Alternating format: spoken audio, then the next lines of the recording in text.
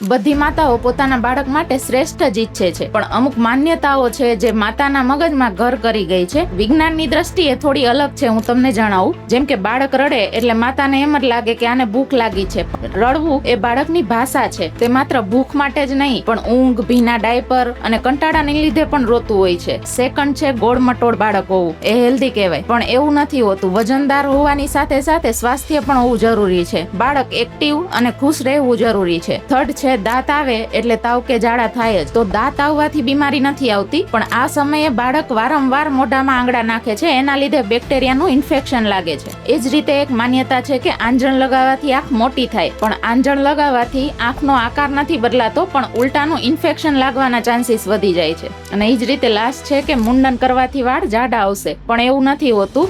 બાળકના વાળની quality genetics ઉપર જ આધાર રાખે છે. તો બાળકના સ્વાસ્થ્ય બાબતે કોઈ માન્યતાઓ ના બાંધો અને ડોક્ટરની સલાહ પર જ ભરોસો કરવો.